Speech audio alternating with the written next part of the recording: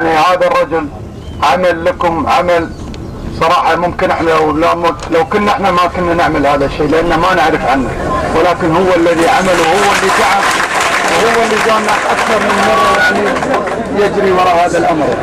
ninkan aad arkaysaan cabdilaahi mire hadduu ahayn maanan imaaneen meeshan baahidiina maan ogaadeen bog inaad u baahantiin ma ogaadeen ninkana juhuuddaa sameeyey oo meeshan iska فإذا كان هناك county governmentka waxaan kaloo thanks u celinayaa mahad UNHCR iyo munaadamaadka dhan oo meeshan ka shaqeynaya shaqadan ilahayaan.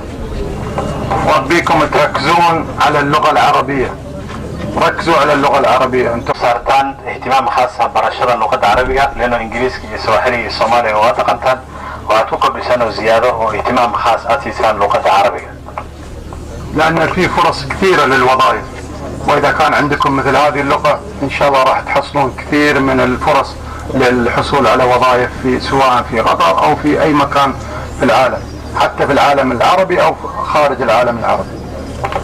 waxay leeyihiin luqadaas haddaad barataan waxaa jira furas badan oo shaqo ah oo adduunka ama wadamada carabta ka furan oo u baahan in qofkii uu la imaado certificate-kii iyo luqadii carabiga. marka luqadaad barataan waxay idin furaysaa furas badan oo iyagana muhiim ah. دول أرجو أن هذا المكان يعطيكم دافع لأن أنتم تتعلمون أكثر وتصبحون أحسن مما أنتم فيه.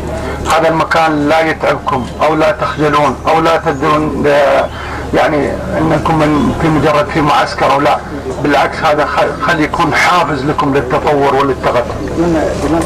halkan aad joogtaan waxaan rabaa inay idin noqoto meel support iyo moraal idin siiso si aad horumar u gaartaan oo hor u sii socotaan oo dadaalka aad laba labtaan.